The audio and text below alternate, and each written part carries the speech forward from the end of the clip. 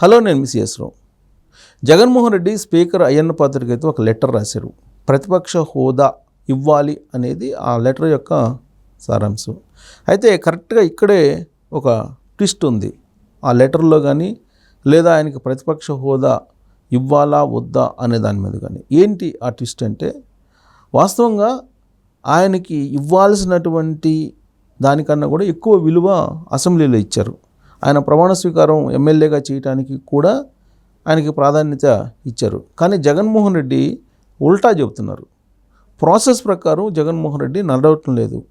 ఆ ప్రాసెస్ ఏంటో కూడా జగన్మోహన్ రెడ్డికి తెలియడం లేదు అనుకుంటా.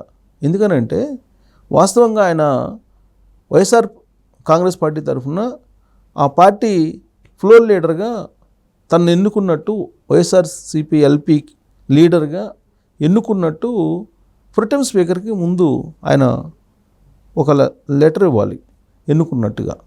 కానీ అలాంటి లెటర్ ఏమీ ఇవ్వలేదు జగన్మోహన్ రెడ్డి. అలాంటప్పుడు ప్రొటెం స్పీకర్గా ఉన్నటువంటి బుచ్చి చౌదరి ఆయన్ని మామూలు సభ్యుడిగానే చూడాలి. కానీ ఆయనకి ఒక 11 మంది ఎమ్మెల్యేలు ఉన్నారు, ఒక పార్టీ అధ్యక్షుడు కాబట్టి ముఖ్యమంత్రి, డిప్యూటీ సీఎం, ఆ తర్వాత మంత్రుల ప్రమాణ స్వీకారం అయిన వెంటనే ఇమీడియట్గా జగన్మోహన్ రెడ్డికి ప్రమాణ స్వీకారం చేసేటువంటి వెసులుబాటు కల్పించారు. వాస్తవంగా ఆయనకి ఆల్ఫాబెటిక్ ఆర్డర్లో ప్రమాణ స్వీకారం చేయించాలి. కానీ దానికి భిన్నంగా ఆయనకి ఇవ్వాల్సినటువంటి దానికన్నా ఎక్కువగా ప్రాధాన్యత ఇచ్చారు. ఇవ్వడానికి కారణం ఏంటంటే, అంతకు ముందు రోజు, ప్రమాణ స్వీకారం ముందు రోజు ఆయన అప్రోచ్ అయ్యి ఆయనకి అందరి సభ్యులతో కాకుండా ప్రమాణ స్వీకారం చేసేటట్టుగా మంత్రుల తర్వాత ఇవ్వండి అని చెప్పేసి ఆయన మౌఖికంగా శాసనసభ వ్యవహారాల శాఖ మంత్రిగా ఉన్నటువంటి పయ్యావుల కేశవులను కోరితే దానికి అంగీకరించి, పైగా అసెంబ్లీ లోపలికి ఆయన కారు కూడా వచ్చేలాగా వెసులుబాటు ఇచ్చారు. ఆ మేరకు చంద్రబాబు నాయుడు కూడా విశాల హృదయంతో ఆలోచించి జగన్మోహన్ రెడ్డికి ఇవ్వాల్సిన దానికన్నా ఎక్కువగా ప్రాధాన్యత ఇచ్చారు. దాని మీద తెలుగుదేశం పార్టీకి సంబంధించినటువంటి క్యాడర్ కూడా అసలు చంద్రబాబు నాయుడు ఎందుకు అంత ప్రాధాన్యత ఇవ్వాల్సి వచ్చింది, ప్రజలు ఇచ్చినటువంటి మ్యాండేటరీ 11 మంది ఎమ్మెల్యేలు, ఆ 11 మంది ఎమ్మెల్యేలు ఇవ్వడం కారణంగా ఆయనకు ప్రతిపక్ష హోదా అనేది లేదు, ఒక మామూలు సభ్యుడిగా ఆయన్ని చూడాలి. కానీ చంద్రబాబు నాయుడు జగన్మోహన్ రెడ్డికి ప్రాధాన్యత ఇచ్చారు, ఎందుకు ఇవ్వాల్సి వచ్చింది అనేది తెలుగుదేశం పార్టీ సోషల్ మీడియాలోనే చంద్రబాబు నాయుడిని విమర్శించినటువంటి సందర్భాలు అనేక ఉన్నాయి ఇటీవల కాలంలో. అయితే ఇక్కడ జగన్మోహన్ రెడ్డి లెటర్ రాసిన తర్వాత ఆయన డైరెక్షన్ ఎవరిచ్చారో లేకపోతే ఆయన సలహా ఎవరిచ్చారో తెలియదు, కానీ రాజ్యాంగంలో ఉండేటువంటి క్లాజులు కానీ రాజ్యాంగంలో ఉండేటువంటి అంశాలు కానీ పూర్తిగా తెలియకుండా ఆ లెటర్ రాసినట్టు కనిపిస్తూ ఉంది. ఆయన రాసినటువంటి లెటర్లో ప్రధానమైనటువంటి అంశం ఏంటంటే, 10% ఎమ్మెల్యేలు లేకపోయినప్పటికీ కూడా ప్రతిపక్ష హోదా ఇవ్వాలి అనేది ఉంది రాజ్యాంగంలో, కాబట్టి ప్రతిపక్ష హోదా కల్పించాలి అనేది స్పీకర్ అయ్యన్న పాత్రుడికి రాసినటువంటి లెటరు. ఆ లెటర్లో రాజ్యాంగంలో 10% లేకపోయినప్పటికీ కూడా ఎమ్మెల్యేల సంఖ్య ఇవ్వాలి అనేది ఎక్కడైనా ఉందా అంటే ఆ క్లాజ్ ఎక్కడా చూపించలేదు జగన్మోహన్ రెడ్డి. కానీ ఆయన చెప్తుంది ఒకటే, విపక్షం అనే దాంట్లో ఎంతమంది ఉన్నా సరే ఇవ్వాల్సిందే అనేది, ప్రతిపక్ష హోదా ఇవ్వాల్సిందే అనేది ఆయన చెప్తున్నటువంటి ఒక మాట. కానీ చంద్రబాబు నాయుడు ప్రతిపక్ష హోదాలో ఉన్నప్పుడు, 23 మంది ఎమ్మెల్యేలు ఉన్నప్పుడు, తాను గేట్లు తెరిస్తే ఏమవుతుందో తెలుసా, ప్రతిపక్ష హోదా కూడా పోతుంది అనేటువంటి ఒక వార్నింగ్ అసెంబ్లీ వేదికగానే అప్పట్లో జగన్మోహన్ రెడ్డి ముఖ్యమంత్రి హోదాలో ఇచ్చారు. ఆ వీడియో ఇప్పుడు వైరల్ అవుతుంది సోషల్ మీడియాలో. 4 ఎమ్మెల్యేలను తెలుగుదేశం పార్టీ వాళ్ళని జగన్మోహన్ రెడ్డి తీసుకున్నారు. ఆ తర్వాత అంతకు మించి తీసుకోలేకపోయారు, 4కి మించి మిగతా వాళ్ళని తీసుకోలేకపోయారు. అంటే 23లో 4 పోతే ఇంకా 19 ఉన్నారు. సో 19 మంది అంటే కనీసం 18 మందితో ప్రతిపక్ష హోదా వస్తుంది. కాబట్టి 18 మంది ఉన్నారు కాబట్టి, 19 మంది ఉన్నారు కాబట్టి చంద్రబాబు నాయుడికి ప్రతిపక్ష హోదా కంటిన్యూ అయ్యింది. ఇక్కడ జగన్మోహన్ రెడ్డికి 11 మందే ఉన్నారు ఎమ్మెల్యేలు. సో 11 మంది ఎమ్మెల్యేల్లో కూడా 4 మళ్ళీ ఇప్పుడు తెలుగుదేశం పార్టీతో టచ్లో ఉన్నారు. ఇలాంటి పరిస్థితుల్లో ప్రతిపక్ష హోదా అనేది జగన్మోహన్ రెడ్డికి ఎలా వస్తుంది?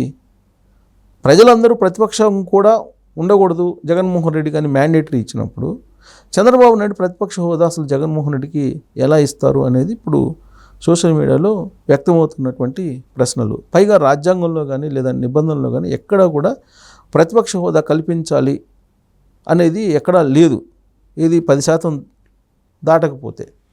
సో కాబట్టి ఇక్కడ జగన్మోహన్ రెడ్డి రాసినటువంటి లెటర్లో ఆయన టెక్నికల్గా జనసేన పార్టీ ఉన్నప్పటికి కూడా ప్రభుత్వంలో భాగస్వామ్యం అయింది కాబట్టి విపక్షంగా ఉంది వైఎస్ఆర్ కాంగ్రెస్ పార్టీ మాత్రమే. కాబట్టి సభ్యులు ఎంతమంది ఉన్నా కానీ దాన్ని పరిగణలోకి తీసుకోకుండా ప్రతిపక్ష హోదా తనకి కల్పించాలి అనేటువంటిది ఆ లేఖ యొక్క సారాంశం.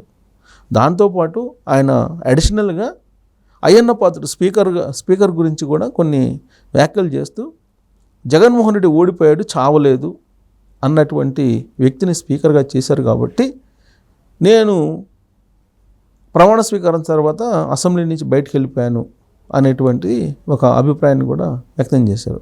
అండ్ ఇప్పుడు అయ్యన్న పాత్రుడు స్పీకర్గా ఉన్నంతకాలం జగన్మోహన్ రెడ్డి అసెంబ్లీకి రారా?